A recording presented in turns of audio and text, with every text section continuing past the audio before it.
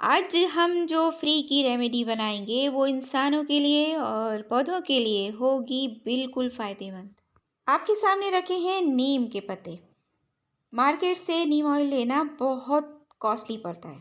अब कितना कॉस्टली पड़ता है सुना है, मैंने कभी ख़रीदा नहीं है, देखा भी है शॉप पर। अस्सलामुअलैकुम friends, welcome to my channel Shabnoor Ali.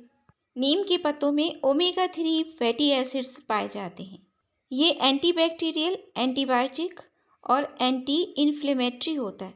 यानी कि किसी भी तरह की स्किन डिसीजेज हों अगर, तो उसमें चर्म रोग, उसमें इसका लेप लगाइए, ये तेल से मालिश कीजिए या इसका पेस्ट से लेप कीजिए, मरहम की तरह ज़ख्मों पर इस्तेमाल कीजिए।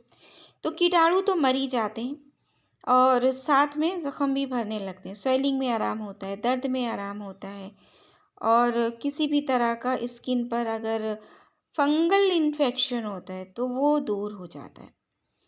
तो जैसे कि आजकल देखा गया है ना, सोराइसिस वगैरह बहुत फैल रहा है और हर दूसरे तीसरे लोगों में सुनने को मिलता है कि चकत्ते पड़ गए, दाने निकल आए, रैशेस हो गए, स्किन फट रही है। तो काफ़ी पेनफुल होता है। तो उसमें ये तेल काम आएगा। साथ में अपने प्लांट्स के लिए तो नीम ऑयल है ही। चलिए हम बनाते हैं उसको।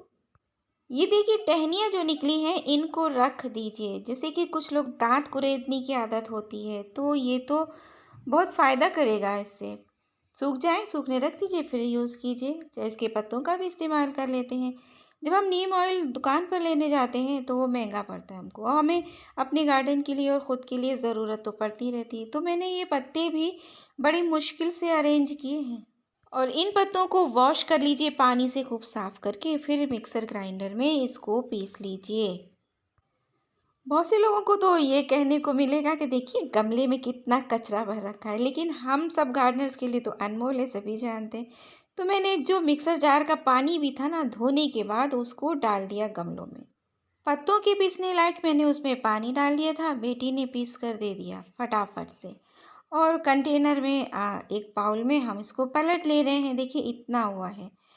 और फिर हम जितना ये है इसे थोड़ा सा ज़्यादा क्वांटिटी में ऑयल लेंगे। ऑयल मस्टर्ड ऑयल हो सकता है या कोकोनट ऑयल, मतलब सरसों का तेल या गरी का तेल। मैं तो हमेशा मस्टर्ड ऑयल ही यूज़ करती हूँ, रिफाइंड वगैरह कम, या तो असली घी या फिर सरसों का तेल, यही हमारे यहाँ इस्तेमाल होता है। तो ये अपने खेत की ही सरसों से निकाला हुआ भी हो सकता है ऑयल, और नहीं तो मैं सरसों से निकाला हुआ ऑयल ही यूज़ करती हूँ जहाँ से भी मंगाती हूँ। तो एक पैन में गैस ऑन करके मैंने इतना ऑयल लिया जितना आप देख रहे हैं, गरम करने के लिए रखा है, और मैं भाप निकलते देख रही थी। तो ये जब गरम हो गया अच्छे से, तो अब इसमें मैंने इस पेस्ट को पलट दिया। इतना ज़्यादा छनक रहा है, इसका मतलब तेल अच्छे से गरम हो गया था। जब तेल अच्छे से गर्म हो जाए तो थोड़ा गैस को स्लो कर देना चाहिए। फिर स्लो स्लो ही इसको इस तरह चलाते हुए पकाते रहिए, क्योंकि पिसा हुआ है ना, तो जल्दी जल जाएगा, बल्कि धीरे धीरे अगर पकेगा तो फिर अच्छा रहेगा। यहाँ मैंने लिया है 2 कपूर की गोलियाँ, और पीस के नहीं लाई हूँ। जैसे ही इसके अंदर डाला है ये गर्माहट से खुद ही पिघलना शुरू हो गई है। जैसे होता है कि हम लोग हिचकते हैं कि सरसों का तेल है, कैसे हम इसको यूज़ करेंगे, स्मेल आएगी, लेकिन कपूर डालने के बाद आहा इतनी प्यारी सी स्मेल आ रही, पूरे किचन में अरोमा फैला हुआ है, और कपूर की स्मेल बहुत अच्छी भी लगती है। इसके अलावा पौधों में जब हम इस्तेमाल करते हैं तो चींटियाँ और उनसे भी पेस्ट वगैरह दूर रहते हैं, तो दोनों के ही काम की चीज़ है। और हेयर स्कल्प पर मसाज करने से बालों की ग्रोथ बढ़िया होती है, जल्दी बाल सफ़ेद नहीं होते हैं। इस ऑयल के इस्तेमाल से, मतलब मालिश वगैरह करने से, बुढ़ापे की तरफ जो झुर्रियाँ जा रही होती ना, वो भी रुक जाता है। स्किन में इतनी जल्दी रिंकल्स नहीं आते हैं।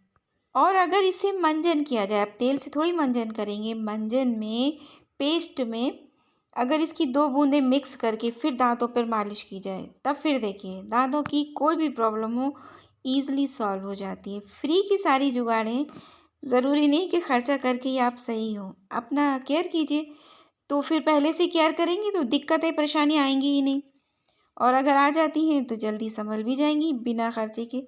भाई बीमारी में बहुत खर्चा होता है, और हर किसी के पास इतनी दौलत नहीं होती कि वो अपना इलाज करा सके बेहतरीन तरीके से। और ये जो एलर्जी वाले बीमारियां हैं ना, ये इसमें बहुत ज़्यादा ही ज़्यादा खर्चा होता है। चलिए कोई भाई, अल्लाह ना करे किसी को। तो देखिए मैंने इसको कपड़े पर छान दिया है ताकि अच्छे से ये छने, कोई भी पार्टिकल्स ऑयल में ना जाए। अगर हम पौधों पर स्प्रे करेंगे तो उससे ये स्प्रे बॉटल के छेद बंद कर देगा। तो कपड़े पर ही छान लें तो अच्छा है। तो देखिए कितने अच्छे तरीके से ये छन गया। इसको भी निचोड़ लीजिए तो आराम से बेहतरीन ऑयल, बिल्कुल मेडिसिनल आयुर्वेदिक फ़ायदों वाला बेशुमार ऑयल तैयार है आपका फ्री में घर पर ही।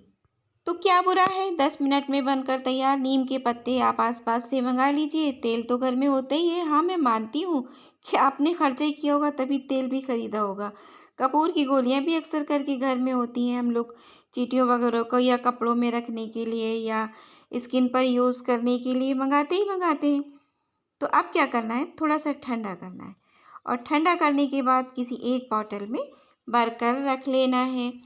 आपको जितना ज़्यादा इस्तेमाल करना हो आप उस हिसाब से बनाकर रखिए।